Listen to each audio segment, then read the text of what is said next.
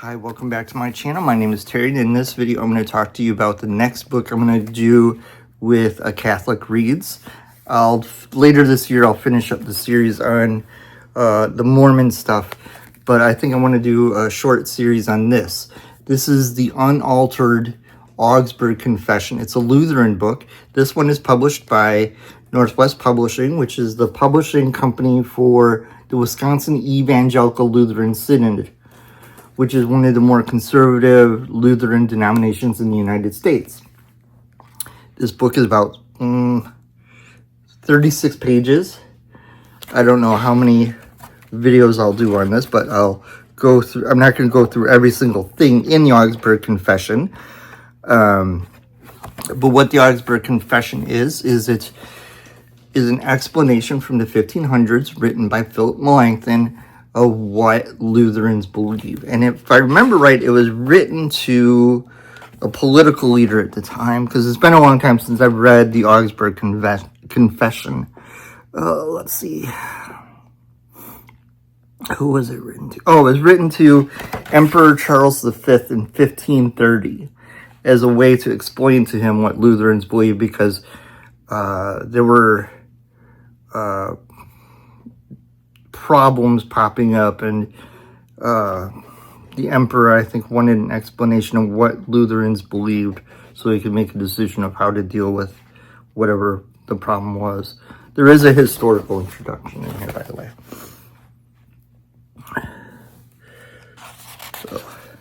And here's how it's laid out. It's got the text, it's got the title, and this is a study edition. So it's got study notes, but then it also has space where you can put notes in the margin. Because some pages have hardly any notes. Like this page here just has this little note here, and there's all this space I can put notes. And the notes I'm going to put in this are like the things I want to remember to say in the videos about the text. There are, I'll tell you how many chapters this edition has in a second when I find the table of contents. There are 28 articles. So there's not chapters, there's articles. Much like the U.S. Constitution, there's articles, but it's kind of a different thing. In this case, it's a statement of belief instead of a set of laws. Like Articles 1 through 21 are the articles of faith. Articles 22 through 28 are discussion of the areas in which we have corrected abuses. They're referring to where they've corrected things that, from their point of view, the Catholic Church had done wrong. And let's see something else. Oh, it would be in the front. This translation and historical notes were done by Glenn L. Thompson. And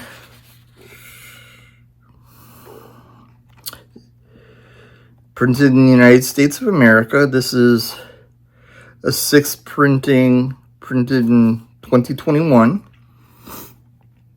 It uses the NIV Bible translation for biblical quotes.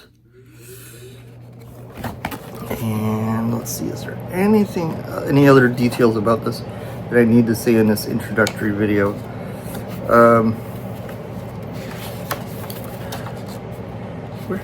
Okay.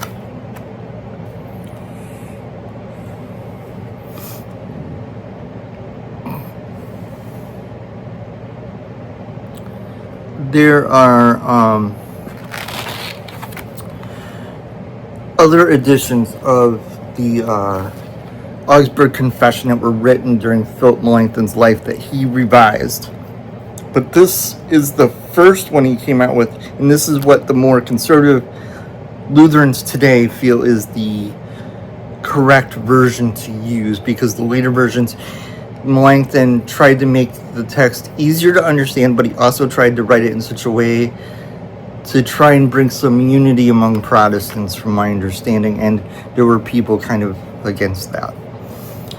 The translation presented here is based on that of F.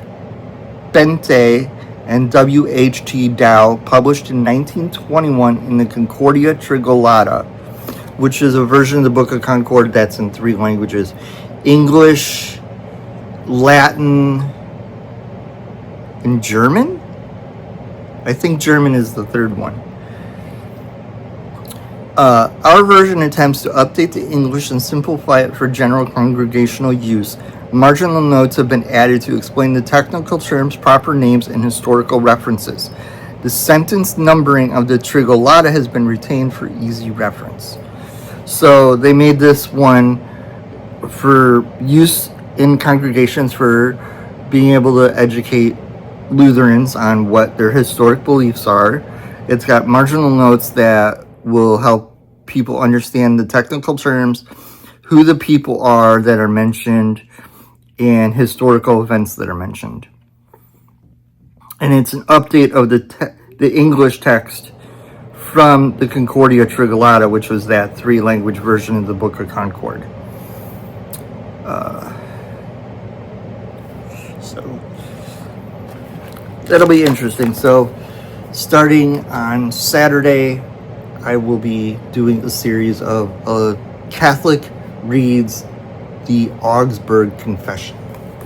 So I hope everybody has a wonderful week, and I will see you in the next video.